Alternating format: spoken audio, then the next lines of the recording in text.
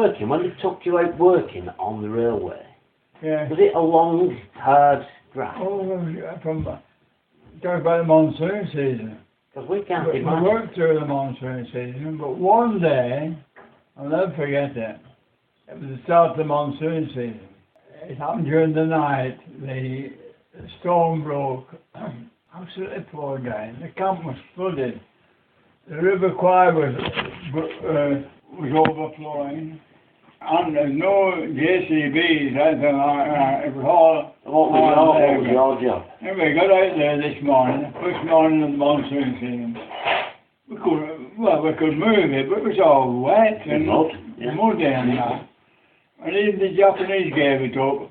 All men back to camp. Back to camp. Well, it's not productive, is it? But it was like that day after day after day. You'd either building a bridge, building an embankment. I'm assuming you didn't get weekends off. Oh no. What they call Yasmin Day, rest day, Yasmin.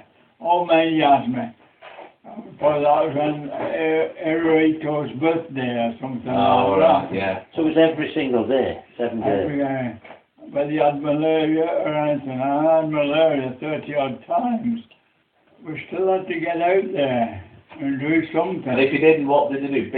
Did they beat you or anything? And if you didn't do, they give you a task each day. Each man had to move a cubic metre. It doesn't sound a lot.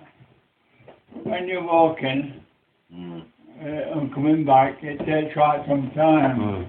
And you finish up with a trench, 3 metres long, Yes. and a metre deep, of course. Yeah. And used to measure it Is it? with what was called a metre stick. And if they couldn't get the metre stick in, right, it was woof or swoof. They were beating you. And you had to carry on until you'd done that, whether it was going dark or not. And then you get back weary to the camp, because the camps were all on the River Kwai. So wherever the railway trace was, you could be a mile away from the river, you could be 2, you could be 3. You had to march that before you start the job. But I worked on what is called the Wampo Bridge, which is about halfway up through the jungle. And that was mainly built out of trees, just sawn down, which we used to saw down with a two-handed saw. Oh, yeah. That's not easy when you've had a bowl of rice for breakfast and a bowl of rice for lunch. You haven't got the energy to do it. But you can't live off rice. That's what he did. That's all he had. He weighed 6 stone when he came home. A lot of them committed suicide, a lot of them died of diseases mentioned, you know. So he kind of yourself lucky to... It's a horrible experience. That first 12 months was unbelievable, because he wanted to get it was a war effort, really. We shouldn't have been doing it. we were helping to get troops up to Burma. Yeah, possibly. You were heading there, Yeah. There's a bit of a story behind it. My wife, I lost my wife about 6 years ago. But in 1979, when I retired, I said, well, go back to Singapore and Thailand. We'll have a week in Singapore and a week in Thailand, which we did. We went up the railway as far as Wampo Bridge, which is as far as it goes now. And it's only about halfway towards Burma. It's all overgrown and everything after that. But how did that feel, going back there? We went up there and we came back again. We went back in 1982. And this time we had a week in Hong Kong. And we went down to Macau. We had another week in Thailand and another week in Singapore. That's the last time I've been there. We're on this conference at Liverpool, at the Liverpool School of Tropical Medicine. There was a man from Thailand reporting on the railway and said, well, it's not going any further than a place called Nam Tok, Namtok. I was asking, I said, is the bridge still there? I said, it's still standing. So I thought it's a collapse by now. He said, no, Tom, he says, it's still there. So, anyhow, after they gave this talk, we were sat down, having a cup of tea, like we are now, and the chappie came to us from nowhere, somewhere at the back of the audience, and he sat down, he said, do you mind have a chat with you? He said, you mentioned one pub inn. He said, I was there 2 weeks ago. That's amazing. He's married to he's married to a Thai girl. Right. But he can't get his papers through yet, so he spends half his time here and half his time in Thailand. And he says, have you any photographs of one pub bridge? I said, yes. I said, I took some when I went back in 1979. And I said, to get a better view of it, because you're going over the bridge, you can't see much. No. Only looking down outside with the range. There's a group from about 50 of us from London, all over the country. The organiser has been out there several times, and he's arranged for us to come past the bridge on the river, so you get a better view of it. So I'd take some photographs there. So I sent them to Ray, and he was so pleased, he said, I'll make it into an album for you. And this is what he's got. Good man. Presented that to him. How long ago was that? Is the bridge still standing? Yeah, that is this year. That was... There's a before and after. Yeah. Well, mate. Well, it's a marvellous construction, really. They used elephants, didn't you, and things with the heavy car things. It was lashed together, really. Yeah. Lashed together. I mean, we think we complain about this rain, but I mean, the monsoon's working in that. You can set your watch, my dad said, you can set your watch by it every day, monsoons. Oh, yeah. And the mud. Oh, horrible. It wouldn't leave the shovels. A chunkle, they call it. A chunkle was a cross between an axe and a hoe you'd have to use to get onto this stretcher to move the earth to this embankment. But you had to do it to try and do it, anyway. So he put this together for me. I'm very pleased with it. I can't believe it's still there. Well, there may have been a few of the unscrupulous prisoners who may have purposely not tightened certain parts. Well, that's what I was thinking. I'm trying to say. Because that would have been the first thing you had. Yeah. That's the first thing you had. It's still standing. Yeah, it's still standing. What's interesting, it won't surprise to know Tim and Life that he was good at woodwork, hence in making this ukulele. But when he came back, before he was taken a prisoner in Singapore, he was there for 9 months, and they're having a laugh around, weren't you? Football, sailing, whatever else you get up to, you know what I mean? Before I was born, this, you know. And when he came back, he decided he'd taken up sailing, he'd learned to sail in Singapore. He said, I'm going to build a yacht. And he built a 12-foot sailing dinghy himself. And we used to sail it into a flash. He built it from kids, upside down, the whole in a lock-up garage. In the garage? In the garage, yeah. But the story was, he wanted to build it in the front room of the terrace. But my mother said, you must be joking. He's never built it, how are you going to get it out? She said, no problem, I'll take the front window out. Well, they do that for bringing it to Of course they do. Are you too warm? Are you too warm? No, I'm fine, thank you. Amazing. So I can't believe it's still standing. he got, apparently he got made to Tesco's. They have a photography section. Oh, I see. And yeah, so you give them your pictures and they put them into an album. They put in an album, yeah. Well, I mean, that's a good collection, that. It's a good souvenir. Brilliant. Right. I showed that. Yeah. Well, did you want to go there? I'm pleased you've come. You have to let us know when you're doing a concert somewhere around here. We'll try and get one. Yeah, we go all over the place really. We're going down to as far as the Isle of Wight. We're going to Swansea this year. Yeah. Yorkshire and they do a big special, don't they? Yorkshire. Yeah, we play at that one each evening. Have on in Home Street. I picked it up from the Vellum. Oh, yeah. George Thomas Society news book, you know. Yeah. They have this very popular at the minute, the ukulele. Well, it has been for the last sort of 8 to 9 years. It's been. The Thomas Society seem to frown on other tunes being played. They do, yeah. They only want to do George Thomas. Which is fair enough, you know. If that's what they prefer, then that's all good on them. That's brilliant, that. Made a good little album. Yeah. So how was you going back seeing it? How was you going back seeing it? How did it feel to go back? Oh, it was very emotional. I can imagine. Well, it wasn't a holiday trip. It was a trip to look at the war graves Right. out there. There's two out in Thailand. One a place called Kanchanaburi, and the other one's called Chunkai. Chunkai was a base camp where we lost a lot of lads to giving up the ghost, or malaria, dysentery, tropical ulcers and things like that. There was a lot of lads just died from working on the railway. Yeah. I consider myself very, very lucky to have made it, get there and get back. But I did. I'm one of the few. There's not lots of us left now.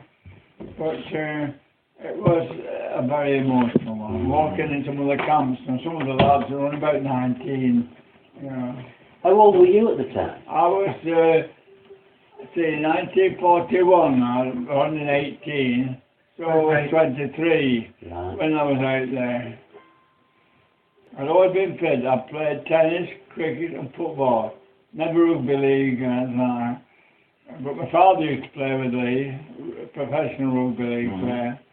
And I got his medal from 1921 when they won the Challenge Cup.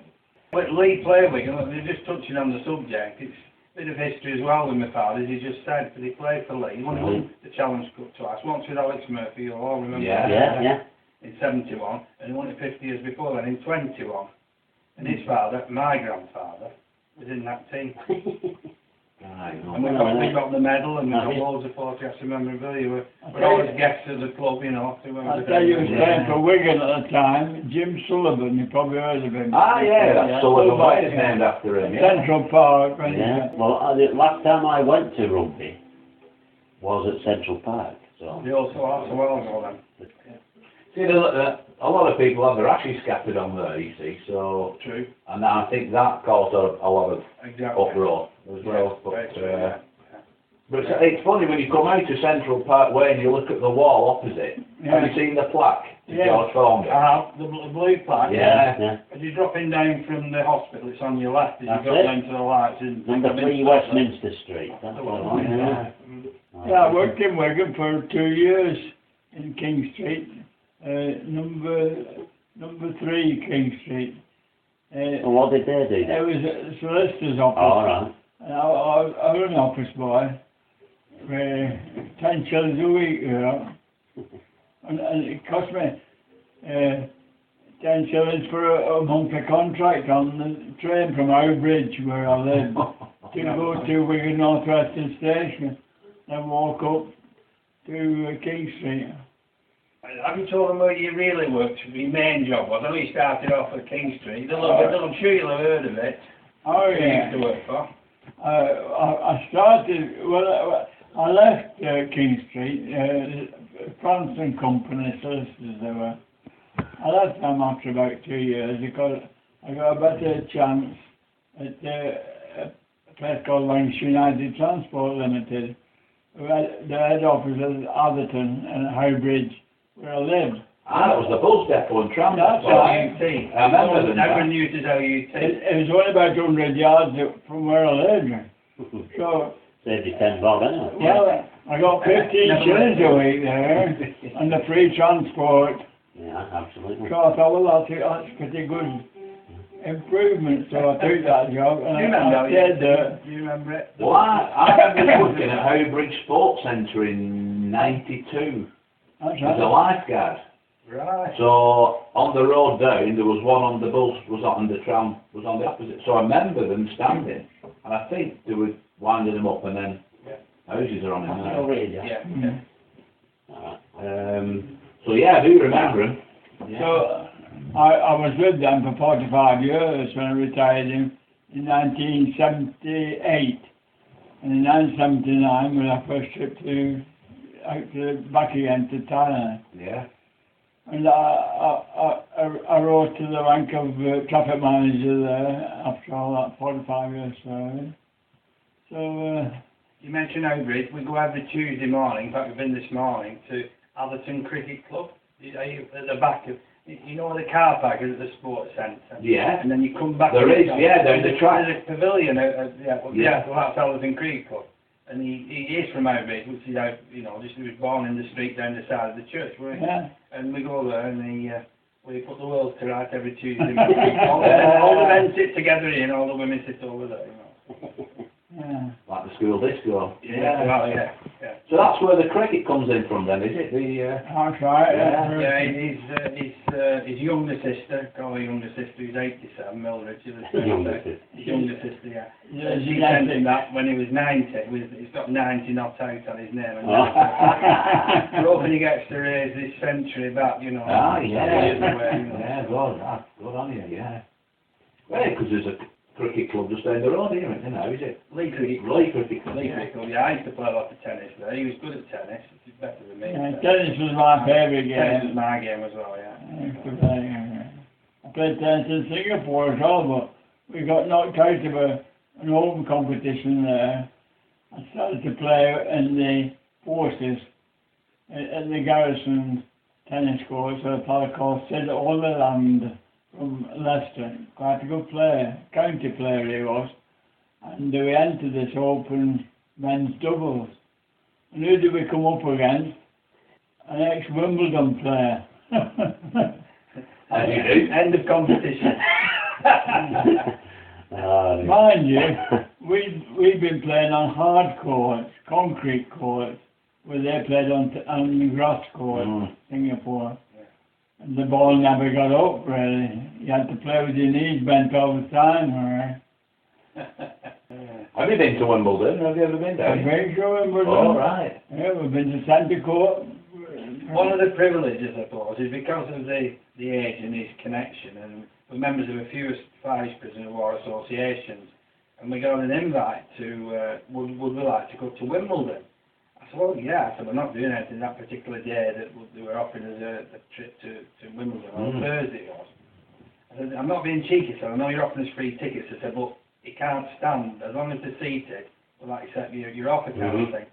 They're all be number one court or centre court. And lo and behold, it was ladies semi-finals day, centre court, and we're right on the front row. Somebody come out behind that green wall and walk to the umpire's chair, right in the corner. It was a marvellous day, wasn't it? Because we both loved tennis. Yeah. That was a great day. We went down the night before, stayed over after the thing. And, we've been to Buckingham Palace. He's been to Buckingham Palace as well. What was that? That was a tea party. Oh, it was a tea party. Yes, it was Princess Anne and her husband who was hosting it, wasn't it? Yeah. That was nice. Very right on. That. Yeah. Pretty tiring day, but it was alright. Yeah. Well, his memory's fantastic. He's got a better memory than me. How he can remember these stories and the dates and, you know, going back 70 odd years. It's phenomenal, really. You'll have to tell us what you eat. It must be a secret diet. Rice. Right. 3.5 years of rice when you're about in your 20s and Nothing. you're alright. Not jokes. Well, somebody said joking too. I bet you didn't want to. I bet you don't want to eat it now, is it? Yeah. But well, it's not. What he got over there wasn't like your cream rice pudding that you get No. a tin here. You know, it was just horrible. Mind you, I've had a few steaks from my father-in-law. He was a butcher. We used to have steaks regularly from him. No. Great life if you don't eat. You see these documentaries and they're right, and there's maggots in them and one thing. Yeah. You think, What happened was, well, you mentioned that No, You got it, but I've got it. It's a bit hot, that. the wash in the River Kwai. Everything went into the river. But that can't be, it must be contaminated. Correct. The water was had to be boiled 6 times to get anything like pure enough to cook the rice in. So it's amazing they've, they didn't... Oh, yeah. The motto was, boil the water, then boil it again, then boil it again, and then boil it again. Boil it again, Just to make sure. Oh, it was horrible. In the monsoon season, they were all churned up, all coloured. It kept us alive then, I didn't. So what about drinking water then? I mean, if you're working all day, you're going to need a lot of water. They had a form of tea, but it wasn't tea really. It was rather just drinking water, or coloured water, or coffee. But They used to burn rice.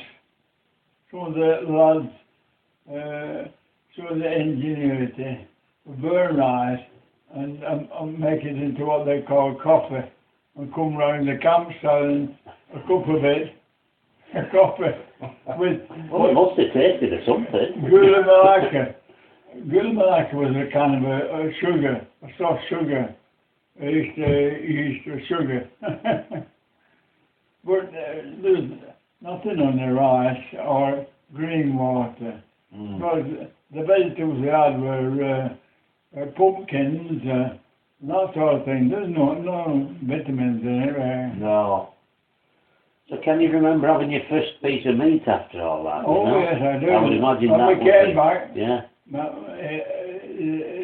One of the cuts, the major cuts, is undercut.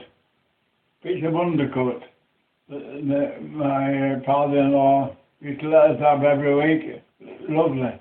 We used to have that on potato cakes and undercut. Like fillet steak, really, undercut. Yeah. Best you can get fillet steak. Better than sirloin or fillet steak. It's not the dearest as well, so that's why. But that's what it was, basically, yeah. I lived well when I came But back. the problem, of course, was they had 3.5 years of restricted diet. Yeah. The stomach shrunk. Yeah. So my inclination would be, if you'd been starved of decent food, you'd want to pig out, wouldn't you? But I don't suppose you You can. had to do it gradually, Yeah. because your stomach had to get back to its normal. And You coming go back, after it a bit, won't you? coming back, I was on the first boat to get back to Southampton from Rangoon. We had quite good food on the Corfu, it was. Yeah, it's strange. The last job we had in Thailand was building airstrips for the Japanese fighter pilots and the light aircraft. And we finished it in July 1945, as the war finished in August 45. And the first plane on it was one of our own, a Dakota. They come to pick us up and fly us to Rangoon. So they picked you up on the airstrip that you built. Yeah. We didn't lose much time. I think it was the war was over as far as we were concerned about the 18th. There's all sorts of rumours saying it was over, but there's nothing concrete. We're still working. Still going out on working parties. So how did you find out that the war was over? Who comes to tell you, Well, So, I don't know how the news got to the camps, but obviously you've seen it in the papers. The Japanese surrendered, and they sent word out to all the camps in the Southeast Asia area that they capitulated and they'd stop ill-treating us and not take any revenge or anything like that. well, I was going to say, was it not with some of the prisoners to sort of take it out on the captives? Yeah, that's right. Well, we were told similar not to take any revenge. It was very difficult, that. Especially the Aussies. The Aussies were keen to have a go at them there. But, yeah, it's called the Geneva Convention, isn't it? Yeah. I bet a lot of people wouldn't think twice nowadays. No. certainly You know, proceedings. when you've been put through. I would have thought it would have been hard to resist, sort of taking revenge. Yeah. It must have been. And a lot of them were told not to talk about their experiences when they came back. But my dad would talk. Even then, there's some females who are still alive. They're haunted by their experiences, and they won't open up and talk like they've done to you. Well, I suppose it's kind of therapy for some, isn't it? Yeah. Talking about Wimbledon, we were in a party of about 15 or 16 of us that had been invited to go there, all ex-armed forces, and it was organised by what's called the Not Forgotten Association, and they invite about 16 people to go to Wimbledon every year. Right. Yeah. At their expense, to book the seats, and not cheap seats, they're 100 odd quid each, the tickets. We found ourselves with another couple of, another man who would appeared over here, a man called Dr. Bill Franklin, who was out in Singapore when I was out. He's 101 or 102. I think he's 104 now, it's a few years since he's been there. But he still walks, more unaided more or less, out a walking stick. And he's a doctor, but I thought, when you say doctor, you think doctor. But there's various types of doctors, isn't there? And he specialised in allergists, and he works in Harley Street. He's not fully retired at the 104, no. He still does lectures. And marvellous person. So what he knows, it must be worth knowing. Him not knowing that at this point that he wasn't a GP, well, we sat with him and we were walking from one place to another. I said, what's the secret, of your longevity? You're a doctor, is it whiskey and, plenty of green foods and exercise? He said, no, luck. That's all he said to me was luck. Because he was a doctor, he was an anaesthetist as well. He could do that sort of thing, because a lot of amputations were required. And he went out there as a prisoner of war with another doctor.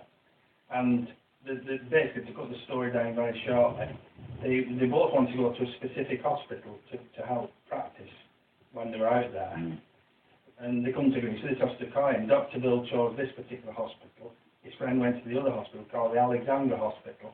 And the Japs invaded that hospital and murdered all the patients and all the doctors and nurses. So that's why it was could have been in. He had a 50-50 chance, in other words. These sort of stories you don't get to hear about. Because you've got to realise this, and a lot of people forget it.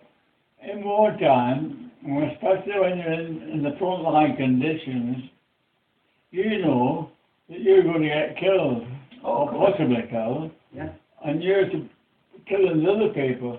So there's no love lost. Oh no. They're doing the job, really. No, I understand that. I understand that. It's a grim situation.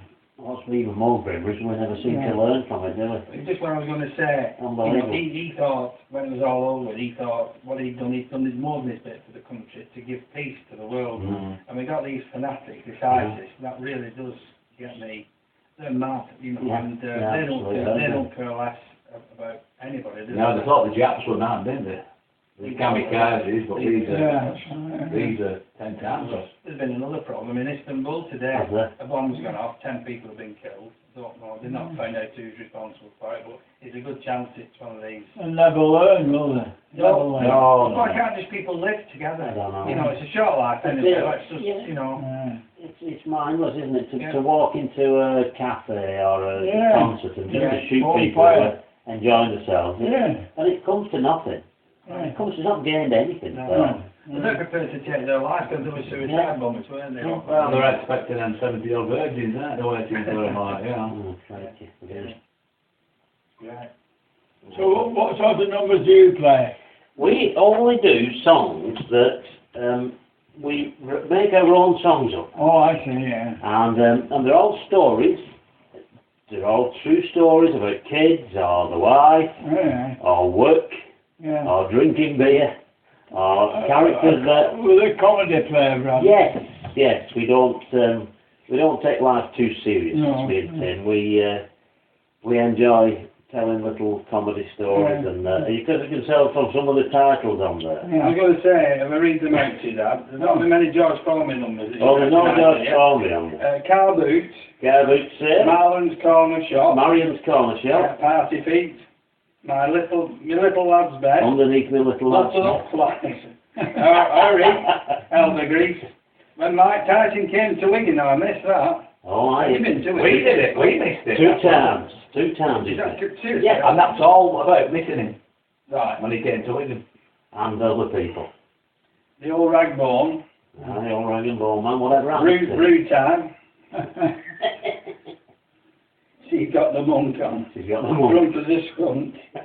The Grand Canby Island, that's London way, isn't it? It's the Fred Dibner story, that's all about Fred it, isn't Dibner. it? Yeah, it's all about Fred Dibner almost getting killed. Never played the Bridgewater at all, Manchester, you know? Us? No. I've been many a time, I've seen lots of acts there, and I'd love to get on that stage, but no, You were on the same bill then as you play Orchestra Great We're in Britain. the same dressing room. yeah. They're an okay guys. They're really good. Huddersfield Town Hall, yeah. There's two women, there's two, well there was, Kitty's one, and Yeah, the other. yeah. And there's a big guy, George. George is funny. George Hinchcliffe, yeah. Very They're funny. all brilliant players though. You got the one with the ponytail, his Yeah. name, he's always on that side. You've got Will towards this end with the bass ukulele guy. Yeah.